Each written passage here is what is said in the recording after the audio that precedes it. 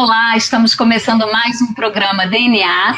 Hoje a gente está tratando do tema liderança e tomada de decisão no ambiente de crise.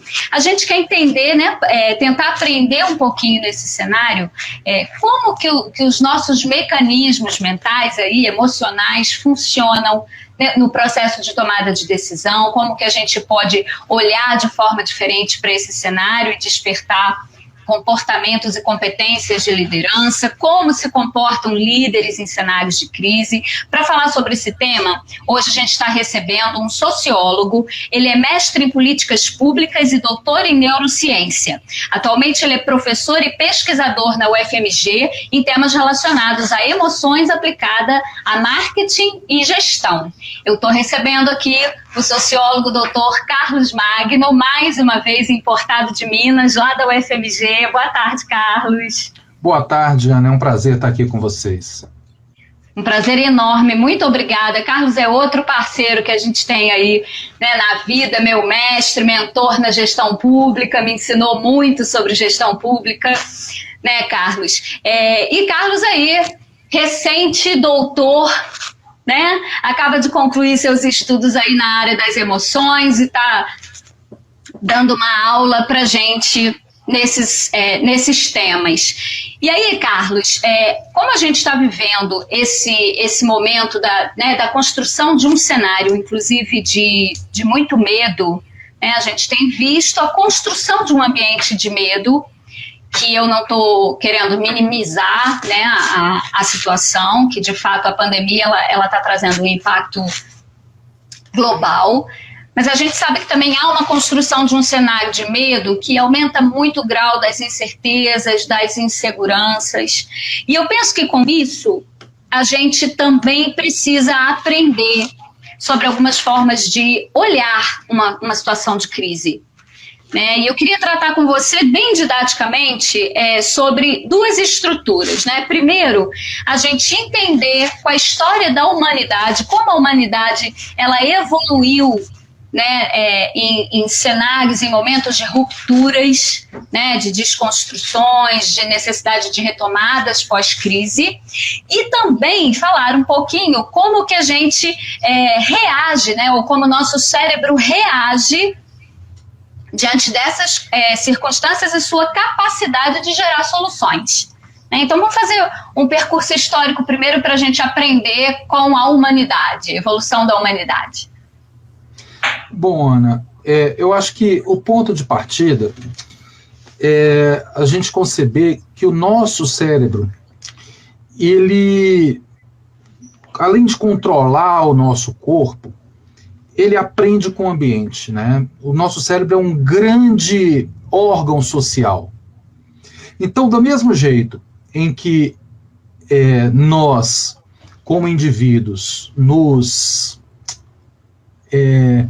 fazemos uso dele para resolver aqueles pequenos problemas, aquelas coisas que nos permitem a ler, a escrever, conversar, as coisas básicas da nossa vida, e que o cérebro controla, da mesma forma que isso acontece, esse cérebro acaba aprendendo com o ambiente, né? Ele é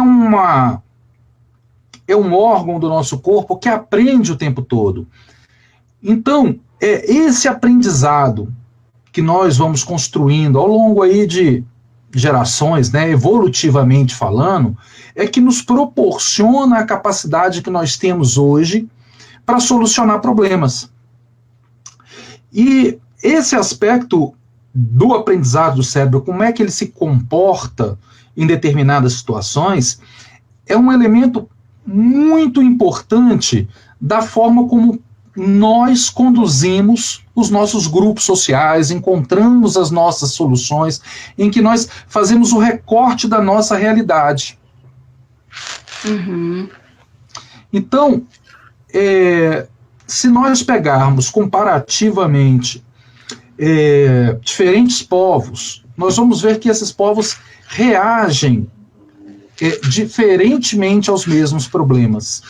Nós vamos ver que alguns países, para citar a crise pandêmica que nós vivemos hoje, alguns países fecharam completamente suas fronteiras e imediatamente aquelas comunidades se fecharam juntos. E eles tiveram um percurso daí. Por outro lado, nós temos outras sociedades que se comportaram de maneira diferente, em que os paradigmas que orientaram as decisões sobre os mesmos problemas foram completamente diferentes.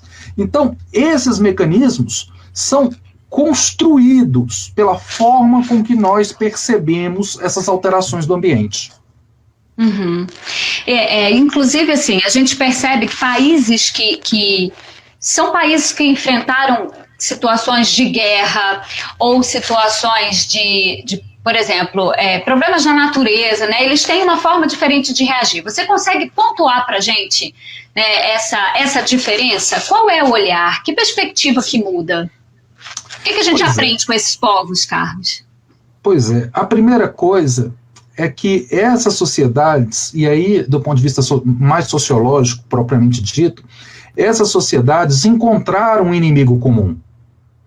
Então, toda vez que tem um inimigo comum, eles são capazes de se unir para combater esse inimigo comum. Em algumas outras sociedades, e a nossa isso é muito emblemática, esse inimigo comum é relativizado. Então, a gente pensa primeiro em resolver aquilo que nos é importante individualmente, a resolver aquilo que é importante para a coletividade. Quer dizer, o papel do coletivo ele fica subjugado ao individual. E nessas outras sociedades que já passaram, são sociedades obviamente mais maduras, que têm um tempo de história muito maior, mas que já enfrentaram grandes dificuldades, esse olhar é sempre, vamos enfrentar primeiro o que impacta todos, depois nós enfrentamos as nossas dificuldades entre nós. Então, esse start do ponto de vista sociológico é muito diferente. E o que a gente percebe é que quando a dificuldade ela é enfrentada de forma coletiva, a impressão que dá é de que aquela turbulência passa de forma menos traumática, em que você não tem a impressão que aquela sociedade está implodindo, né, de cada um está dando tiro para um lado, cada um acha uma coisa diferente. Veja só, para eles não importa o que cada um acha. O que importa é que aquela medida, sendo tomada por todo mundo, beneficia todo mundo.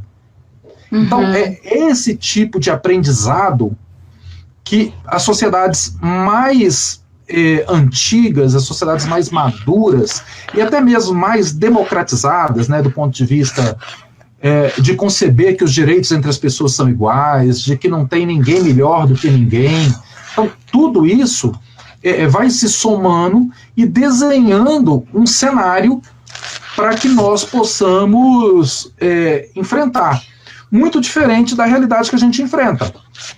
Não vou fazer isolamento social, não, eu vou abrir minha loja de qualquer jeito, eu vou botar o meu negócio para operar, porque se eu não fizer dinheiro, veja, eu não estou preocupado em resolver um problema de contaminação que pode ser até que me afete e me mate, mas é um risco. Eu vou pensar primeiro em resolver o meu problema. Depois eu resolvo o problema da pandemia. Se der, eu fico em casa. Mas se não der, eu estou rodando. Então, essa é uma diferença muito grande. E o momento político, de maneira geral, que nós estamos vivendo é muito conturbado. O momento polarizado entre nós e eles acabou se refletindo na forma em que se enfrenta o problema. Né? A grande questão é que as lideranças políticas do nosso país não foram capazes de se somar com o conhecimento produzido pela humanidade, pela ciência, porque entende do processo sobre as medidas e chegar num consenso de como caminhar. Chega num ponto em que o político prescreve remédio, né, e o médico prescreve política. Então, esse tipo de mecanismo que faz com que o nosso agir passe a ser cada vez mais descolado do coletivo e passe a reproduzir uma forma de pensamento que é muito comum hoje no Brasil, que é o nós contra eles, o nós e eles. Não somos só todos nós. Né? Tem os nossos grupos, as pessoas que gostam do que eu posto nas redes sociais, e o eles, aqueles que são contra. Né? Então, é esse tipo de situação que compromete, de maneira geral, a forma com que nós estamos enfrentando essa dificuldade. Agora, eu sou, Carlos, uma defensora, né, da mudança de paradigma e de padrão de comportamento individual para a transformação macro, mas a gente sabe que nesse momento em que há crise, né, uma crise instalada, o papel da liderança ele é essencial. Como a gente está também vivenciando um ambiente político de polarização, como você acabou de colocar, como que lideranças que não estão ligadas a uma liderança pública, né, mas de que forma empresários de pequena empresa ou pequenos grupos podem se organizar de forma a encontrar saída? Você consegue dar uma dica para a gente? Ter alguma resposta quanto a isso? Ana, uma coisa que precisa ser desmistificada, né, e eu acho, quando eu estou na sala de aula, eu insisto muito com meus alunos, é de que todos nós somos seres políticos. Então, todas as decisões que nós tomamos, toda a nossa forma de agir, ela é politicamente orientada. Nós temos um conjunto de valores que nos orientam, nós temos princípios que nos orientam. Tá? Então, tudo isso, não importa se é empresário, se é professor, se nós somos seres políticos, nós temos por obrigação liderar. E essa capacidade de liderança, a gente precisa desmistificar. Porque o líder não é quem tem mandato ou deixou de ter. O líder não é líder porque ele é o dono da empresa ou deixou de ser, ou porque ele é o gerente que foi colocado lá. A gente tem que primeiro entender o que é liderança. E eu acho que essa definição é a primeira definição, e aí vale para qualquer indivíduo. Ele tem que entender que liderar é se responsabilizar pelo outro. O líder é aquele que é capaz de tomar decisões que impactam na vida dos outros. Em algum grau, tomar decisões pelos outros. Então, essa é uma dimensão fundamental.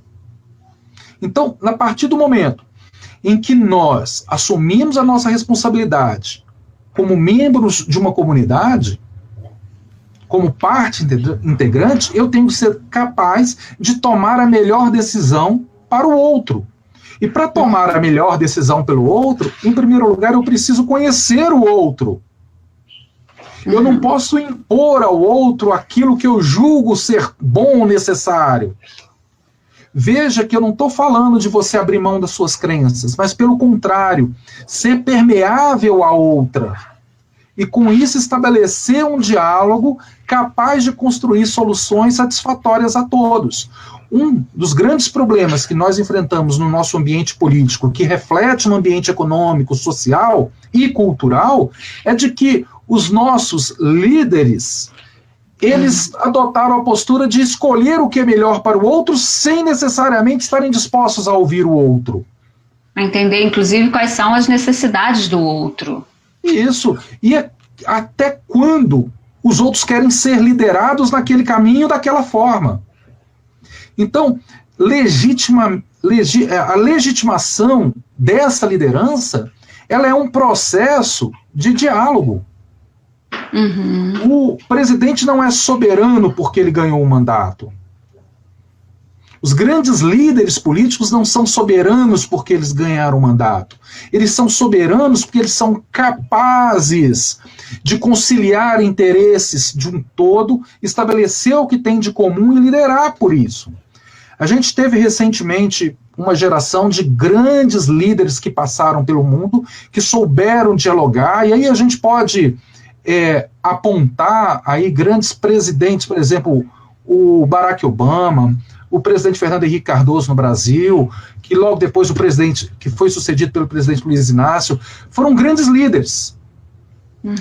Em contrapartida dessa capacidade de escolher tudo, e isso foi sendo minado por um discurso de quem não consegue conceber a diferença, a pluralidade. Aí nós tivemos a escolha por indivíduos que não são líderes e não sabem liderar para comandar nações.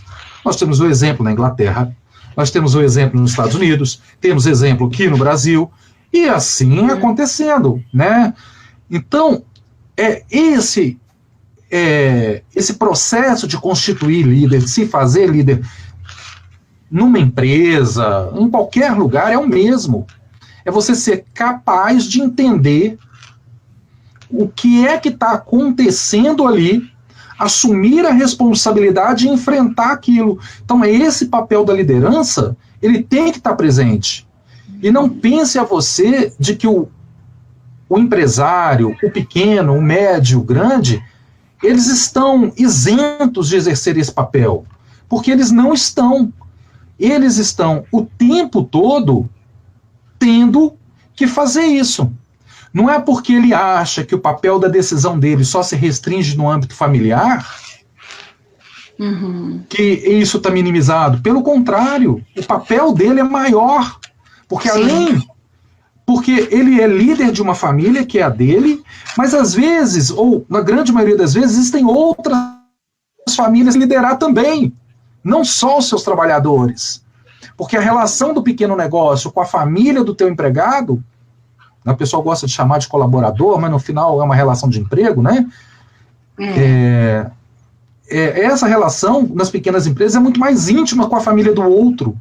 Então, nós temos de ser capazes de tomar decisões que garantam a segurança, o bem-estar, né? E, às vezes, essas decisões são difíceis de serem tomadas. Carlos, a gente vai precisar fazer uma paradinha, porque a gente está na live aqui, mas o pessoal que nos assiste pela TV em casa precisa da paradinha para o comercial. Então, a gente dá essa paradinha agora e eu volto já nesse assunto com você, tá bom? Até já. Tá joia. Até já.